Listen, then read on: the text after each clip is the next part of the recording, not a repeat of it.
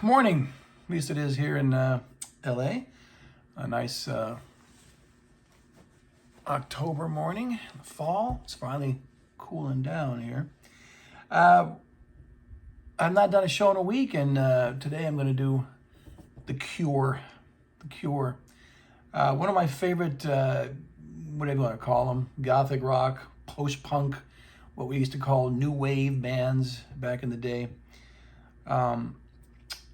And they started off late 70s. I think Killing an Arab was their first 45 and 78, if memory serves. And I'm going to stop with Wish today in 92 because The Cure were a mixed bag after that. You know, some decent albums, some that are just kind of flew under the radar, but in my estimation, no great ones anymore. So anyways, let's begin. I'm going to use this series of double and sometimes triple disc, what are these, deluxe editions? Remastered, expanded versions of the albums which came out, I don't remember, in the early 21st century, maybe 20 years ago, maybe a little less than that. It gives you most everything you need of their career, with some exceptions, which I'm going to go into. In fact, we're going to start with this one. It has a notable exception. This is the Three Imaginary Boys album. This is an album which it went right over my head in '79. I don't think I was even aware of the Cure's existence at that point. They really hadn't made much of an impact in America, or at least not among my age group. I was only 14 years old. It's pretty good. It's got that minimalist style that the three of these guys had at the time. Robert Smith, of course, the leader. Call him Fat Bob these days. He wasn't fat then, though. What's on here? 10:15 on a Saturday night, great song. That was the B-side of Killing an Arab. Accuracy, I like. Grinding Halt. What else? Subway Song. There's the Hendrix cover, Foxy Lady, ill-advised. Love, Fire in Cairo. Three Imaginary Boys. A solid record. The thing is, there were so many better albums at that point from English post-punk bands that I can't recommend this as being, a truly great example of this type of music, but I love a lot of the songs. And The Cure were always a band of songs, a song-oriented band, I think, more than an album band. Robert doesn't really like this record. It was compiled. I think the songs that were chosen, or maybe it was the order they were put in, were chosen by the record label and not him. This deluxe set, the second disc is mostly demos and live stuff, does not give you Killing an Arab, so we need to discuss that now. Killing an Arab was it was based on the Albert Camus novel The Stranger, which I read in college. Robert probably should not have called it that. He's said in the past he could have called it Standing on the Beach or Staring at the Sea or whatever, like those compilations later on. I'm going to talk about both those lines come from the song Killing an Arab. It was insensitively used by certain DJs, I think, here in America for anti-Arab, sentiment, Middle Eastern sentiment. So he's a bit reluctant to put it on compilations. You can't even. It's very difficult to even find that song remastered on a CD. So it was not put on here, which is too bad because it's a great song, and just give it a different title, and there wouldn't have been a controversy probably. But anyways, this is a solid effort, but could be better.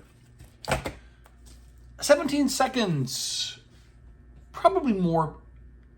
It's better as an album, has a better flow than Three Imaginary Boys. Oh, forgot to mention before we move on to this, the American version of Three Imaginary Boys was called Boys Don't Cry, and you know what, folks? I think it's a better record. That's the one I had a little bit later. I never had Three Imaginary Boys until this version came out. Like I said, almost 20 years ago. But I had Boys Don't Cry somewhat later. And by putting some of the singles on there, and taken out some, you know, I mean, it doesn't have the Hendrix number, for instance. I just think it's a better listen. All right. But anyways, this is where their gothic sensibilities come in. You know, it's got that that vibe, that kind of depressing thing that Cure fans love so much. Reflection, Play for Today, all that's just, you know, flows nicely. Secrets, and then of course A Forest. A Forest is a great early number for them. It has that noise kind of, you know, motoric sound of like cruising in a car on a road in a forest at night. I love that vibe. I wish there was a whole album of. I like Noi a lot. I wish there was a whole album of songs like that with that same rhythm. So this is a more consistent record, and well, it also has this edition has the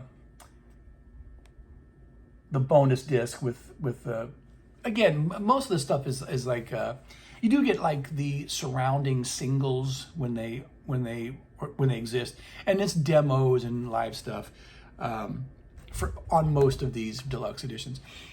So where was I? This is where I don't remember, before I started the show today, I was trying to think when I first started to hear the word gothic rock or goth. Certainly not at this point in 1980, but with hindsight, you know, looking back now, the gothic rock bands of that era, before it became a bigger thing, there were like a handful.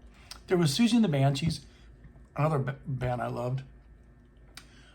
Certainly, because I think, you know, from the Scream on, Joy Division, you know, total set the template for a lot of that stuff.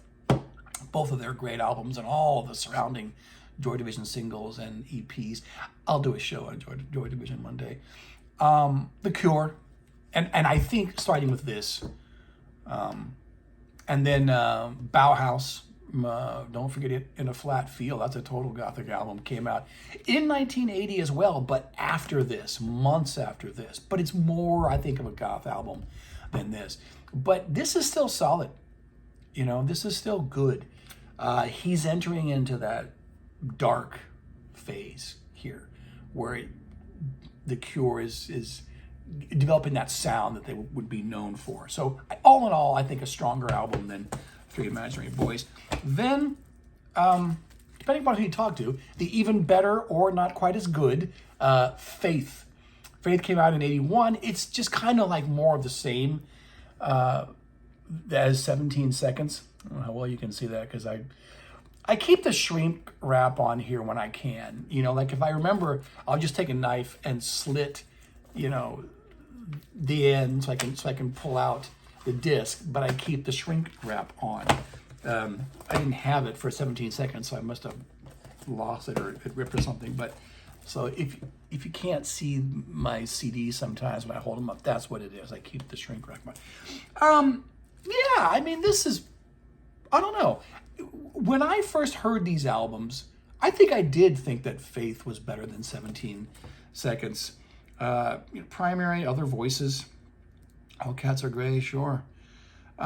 He's not making pop music here. There's nothing on here like Killing an Arab, like Boys Don't Cry, you know, not like 1015, you know, all those are great songs, but their style had changed or was changing by this point.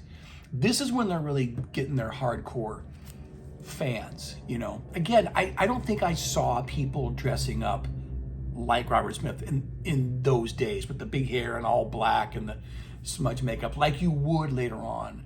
I saw them in the late 80s, I think 89 with on the Disintegration tour. But I don't remember seeing people at this point dressing up like this. But in 81, I was still living in Stockton, California, which not San Diego, where I was living before and after that. I don't think I saw too many punk rockers up there. So Faith, another good one, probably in my estimation better than 17 Seconds. All right, Pornography came out in 82. This is what a lot of Cure fans C as the, that's hard to read. I can't read it, just looking at it right now. This is what a lot of Cure fans see as like the pinnacle of that early goth sound, that depressive kind of, this is an album to put on at night. This is nighttime music with the lights out, kind of lying in your bed, and you just want to listen to an album and trip out. It's solid, probably more of an album as opposed to having some highlights like the previous albums did. This sounds more of like an LP. But again, that's with hindsight. The Cure, they weren't that big in America at this point. I don't even know if they were big in Britain, but they had hits in Britain. So obviously they were bigger there. I don't know if this is the highlight of their early phase, but it was, at the time, it was seen as the end of the trilogy of 17 Seconds, Faith, Pornography. Later on, it was seen as the beginning of a trilogy of Pornography, Disintegration, and Blood Flowers, which I'll get to that in a sec, but not Blood Flowers because that's outside of the strict time frame of this video. I like the album. Again, I can't even read it, but there's not a bad song on here. I mean, what comes from this era? The Hanging Garden, Charlotte Sometimes, our early Cure songs that were on Staring at the Sea. A good album though, strong, but I don't know if it's a masterpiece the way some people say it is. In '83, this Japanese Whispers disc came out. This was just their singles. It was several non-LP singles with B-sides. There was more B-sides than there were singles. It's good though. Folks, I've played this as much as I played Pornography. He's leaving the gloom and doom stuff behind and writing pop songs, not in the minimalist style that he did in '79, but with an '80s, kind of the synthesizers and the drum beats. Let's Go to Bed is classic Cure. The Walk and Love Cats, all of which made it onto Standing on the Beach. This stuff, though, was not remastered. These singles are from '82 to '83. It was not remastered and put on the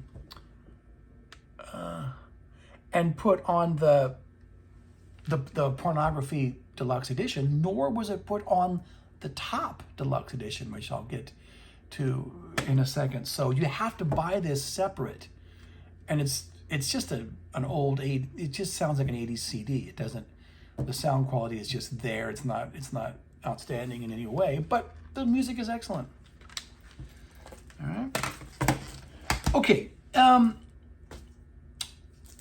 In '83, by this point, Robert had been the guitar player for the Banshees. He was always a Banshees fanboy, and not to his detriment, but I like The Cure every bit as much as I like Susie and the Banshees, maybe better. So he was working with Severin at the time. The record label said that he couldn't sing on this album. The little band they formed was called The Glove. This is the album's called Blue Sunshine. It's okay. It's largely kind of Cure type, Susie type music, psychedelic. Robert only sings on two tracks on this, and they have a woman singing the rest. And then there's the instrumentals as well. I don't know if there's anything outstanding on here, but it's an interesting listen if you're a Cure or a Banshees fan, and I'm both. So I never heard this album in the '80s. I didn't get it until the reissue campaign came out, in the early 2000s. But it's pretty good. I haven't played it that many times and over the years, but when I do play it, I think, oh yeah, I remember those songs. Okay, '84, getting into the mid '80s. The Top is the weakest Cure album of this era. I mean, it's okay. They're not going to be able to hit it out of the park every time. 84 was a weird year for certain post-punk bands making albums who'd been around since the 70s. What did Elvis Costello did Goodbye Cruel World. That's his weakest record of that time. XTC did Big Express. Not a bad album. None of these are bad albums, but I'm going to say the Big Express is XTC's weakest album of that era. So The Top is one of those records. It's just a what do you call it, like a time filler, Hey, let's put out a Cure album this year. I don't think he was particularly inspired at this point. It's not so much the gloom and doom, but he's not writing the real great pop songs that he would the next year, all right? So nothing against it. It's just any Cure album from the 80s is better than this. Okay. This is a banger. Head in the Door. This really got them some new fans at the time. This is when you started to hit. By this point, I'm well back from Stockton, and I'm living in San Diego, and 91X, which I've mentioned before in these videos, is the big radio station down there, and still is, which was playing post-punk new wave music as an alternative to the classic rock stations like KGB or KPRI.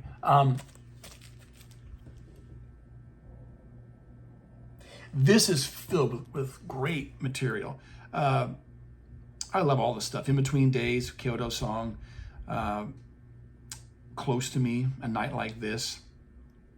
He has found that balance by this point. He can kind of, this stuff still sounds like The Cure, right? Once he found that formula, he wasn't going to deviate.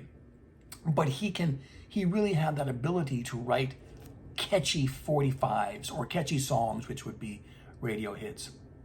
Not on US Top 40 radio, but there were hits in Britain and there were hits on college radio stations. So I like this more than I like Pornography, right? So, but then again, I like the gloom and doom stuff, but I like it better when he can write a great song which sounds good out of the context of the album. Get what I'm saying? Okay.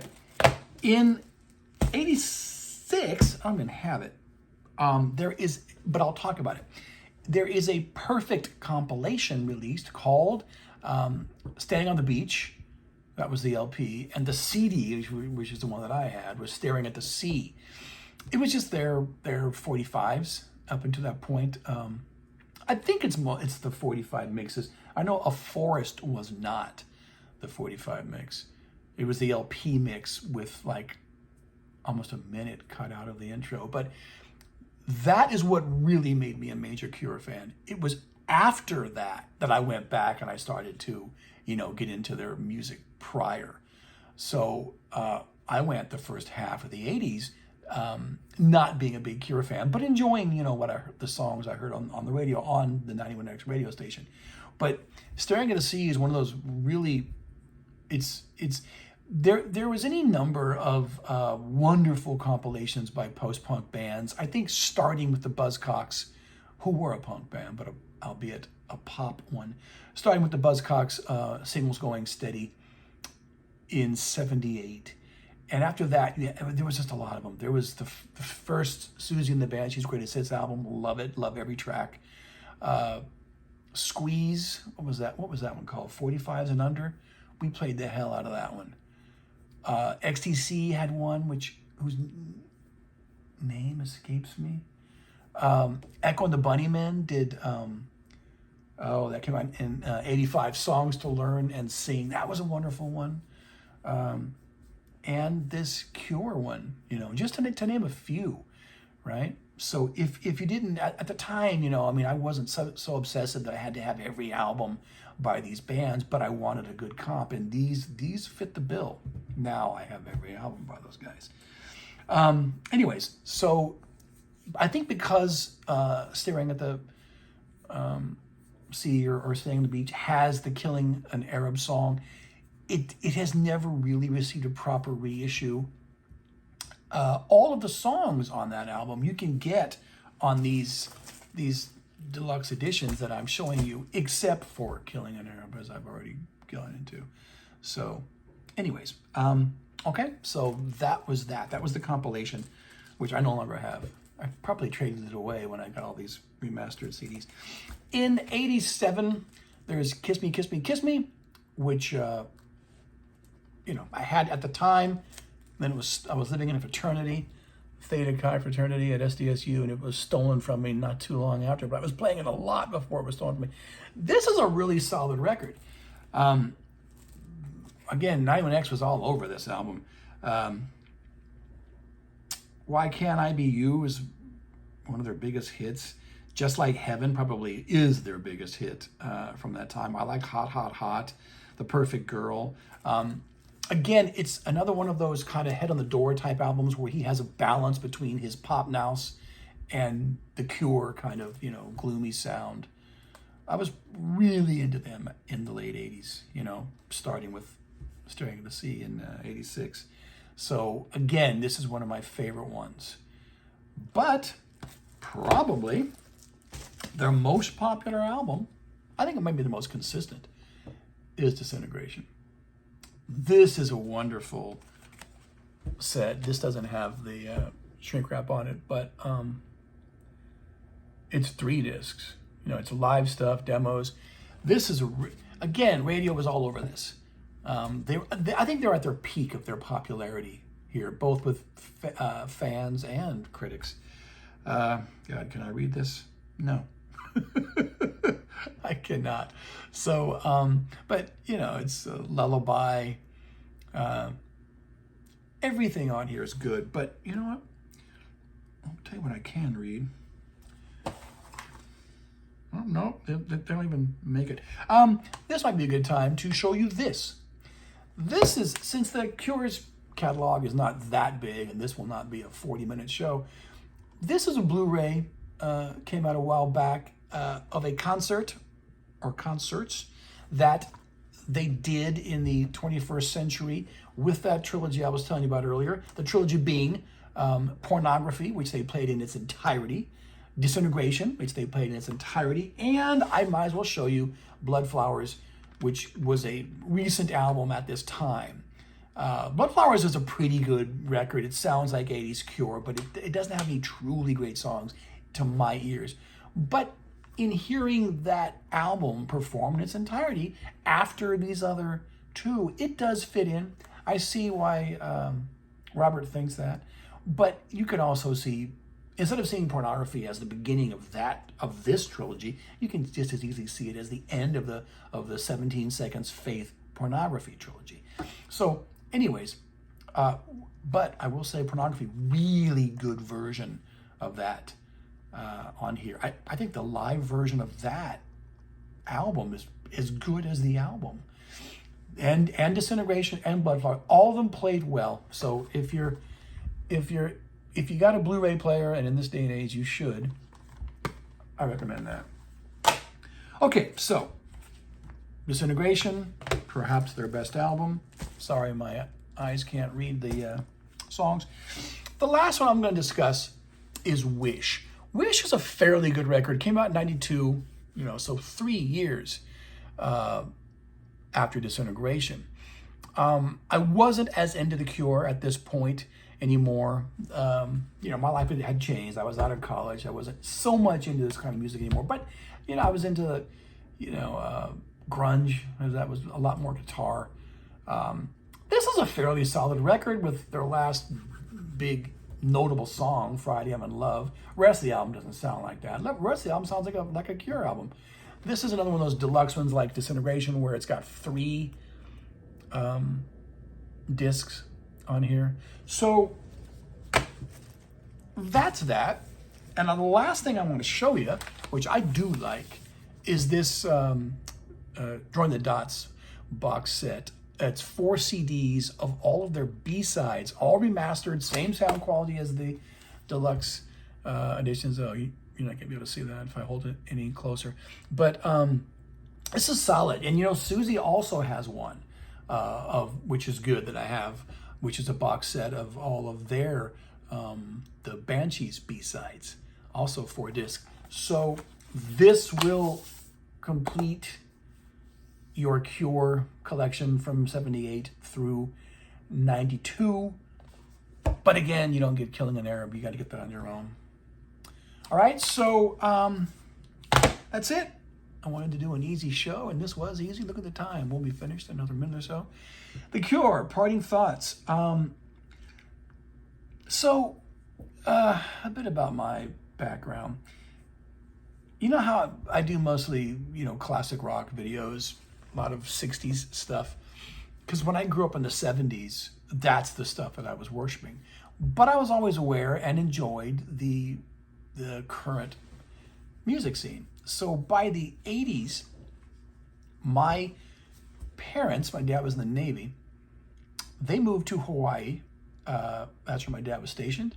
He was a captain, he was a dentist, and took my sisters with them, and I chose to stay in San Diego. I mean, why would I, go there? I'm in college. So that's when I joined the fraternity.